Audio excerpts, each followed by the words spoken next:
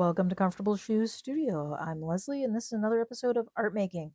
In this episode, I am doing some paneled pages, which that's all I'm doing is making the paneled pages in advance for some morning art journaling that I will be doing over the upcoming weeks. And I'm really looking at this as a background making for beginners. So here I am going in and I'm layering in some Tim Holtz Distress crayons. You could use watercolor crayons or any sort of water soluble material that you have on hand. Mixed media sticks from King Art, the chalk markers from Dollar Tree, watercolor crayons, ammonio, you could do anything that's water soluble and goes on with a scribble. So I've been very inspired by landscapes lately. So I'm just going in and I'm scribbling a bunch of colors down, um, sort of similar on each page. I'm kind of mirroring the panels on the various pages. See, uh, you can see that. All right, so now I'm gonna go in and activate these. I'm doing the blue first, and I'm doing each of the blues on each of the panels first. So when I work loose, I also do this kind of sort of this. I work in a series, so I always have, a couple of pages going at the same time.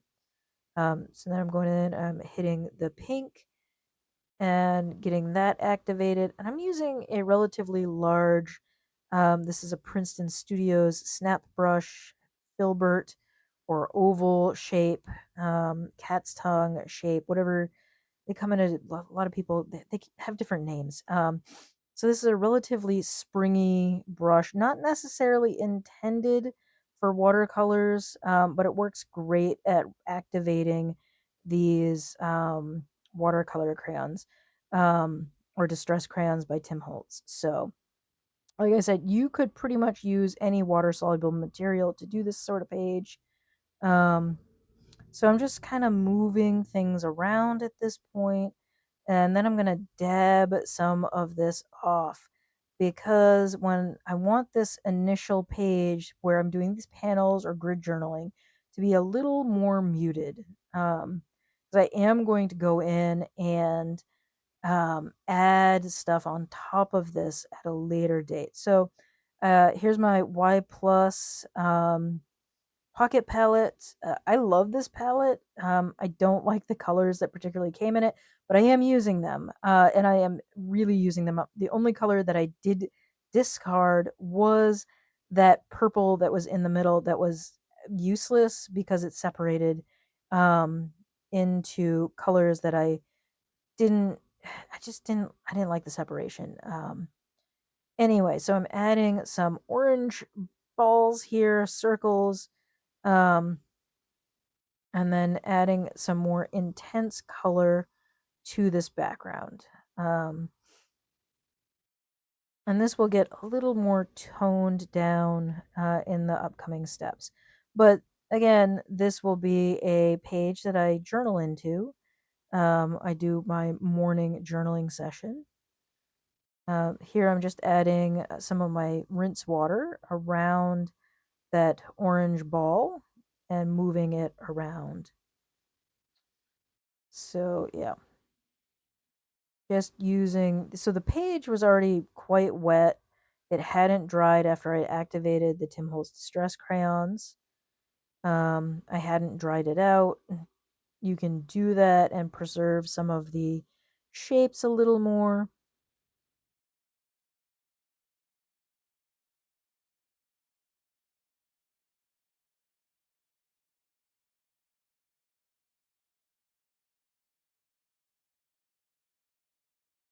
And I let that, did I leave that? Yeah, I left that to dry a little bit. Or I used the heat gun on it. I'm not sure. I don't remember. Probably use the heat gun. Now I'm adding some more intense green. Normally I do leave these a little more muted.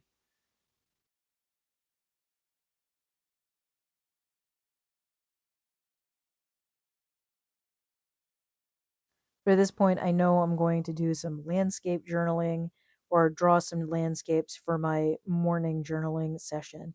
So I'm really going in, and this phthalo green, I've never been a fan of phthalo green. I find it difficult to mix with.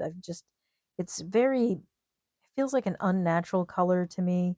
So I almost always tone it down with a little color opposite, a little bit of red or orange in it, and it just really does tone it down into a better green. All right, so here I'm going in with a tempera stick or a paint stick, and layering over it because I got pretty intense with those colors. And I'm just toning it down. I'm using my finger to blend it in. It's okay to do with these paint sticks. These are non-toxic, made for kids, not adults. Not not a very serious art supply, but God, they're so much fun. Um, so if you've been here for a while, you know how much I dislike putting my fingers into paint. Not because I don't like the texture or it's messy, which that is an issue, but a lot of paint is pretty toxic. Um, and I don't know if the Tim Holtz distress crayons are non-toxic or not. I hadn't even thought about that. They were dry on the page. I had hit them with a heat gun, um, off camera. All right. So here I've gone in with a paint marker and I'm doing two large panels on this page, on these two pages spread. And I'm gonna go in again with watercolors. I don't know if I'm going to use the distress crayon. Yep, here I go. I'm really scribbling, not mirroring this time, just scribbling some distress crayons on, um, in a variety of colors, greens, blue greens, teal, pink. Really just trying to get an abstract background. Sometimes I make these and never use them, but I've been working pretty quickly in this sketchbook, and I really want to move into my next sketchbook. So these are the Mungyo watercolor crayons. I like these quite a bit. I've been using them quite a bit more um, than I did previously. Prices in the US on these are great. I was notified that the price for them up in Canada is significantly more expensive than they are for us here in the States. So, I guess get them while the getting's good. So I used a spray bottle to activate these colors, which is a great way of activating stuff like this. So just kind of going through the and brushing everything around, rinsing off my plate palette, my brush there, grabbing, I have the Y plus palette, and I'm adding in a lot of color here. Yeah. Um, I decided that I wanted to like make these two pages pretty intensely colored. They will dry lighter, but I can also go back over them with either a white paint stick or chalk and mute down the color if I want. But also, I was thinking about collaging on top of this. So, mixed up a pretty intense blend of the rose color out of that Y plus palette, and I'm flicking it on. I've got this brush loaded up with lots of juicy watercolor, and I'm holding it over the page and flicking it. Um, kind of making a dropping motion, but the flick I think works a little better. So a little I don't know, if where it's gonna go.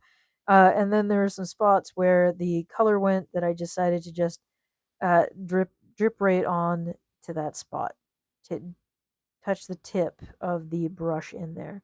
Um, and then it's kind of making a red circle. This is just super random. There's not a lot of thought that goes into this. Just kind of like letting the paint and paper help me decide where things are going to go. Is a sepia colored blob there in the middle, adding some paint directly to it because it was super intense. One of the hard things about using this Y plus palette is that the colors re-wet pretty well, but they're not as intense as when I use a professional watercolor. So the sepia color that I put into this palette is a professional watercolor. It's a Holbein sepia. Great color, great mixing color. Um, and now I'm adding more water. I hit it with the heat gun, and then I decided to add more water, just to let the paints smear and move around a little bit. Um, yeah, this is just a fun background. It's going to be super fun to put some of my characters, either the comics me or the bloviating bad guy that I created, or other symbols. This is something I've talked about in the past, but like creating symbols for things can make your art journal feel a lot safer. Even if you live in a safe home or a place where no one's going to read your art journal, like my partner's never going to read my art journal unless I invite her to look through it. Um, it's just symbols really let you kind of explore things in a really safe way without naming it outright. And so that's something that I do all the time in my art journal, and I think it's just a really useful tool. Symbols are so useful in an art journal. You can really just take it to the next level, in my opinion. So here you can see just kind of pushing the wet watercolor around on the page, letting the splash marks show, pushing the wet paint across the page, um, and then letting those lines show up in the background. So yeah, this is really interesting to me. I mean, I could do a space scene with this. I could possibly do a landscape with it.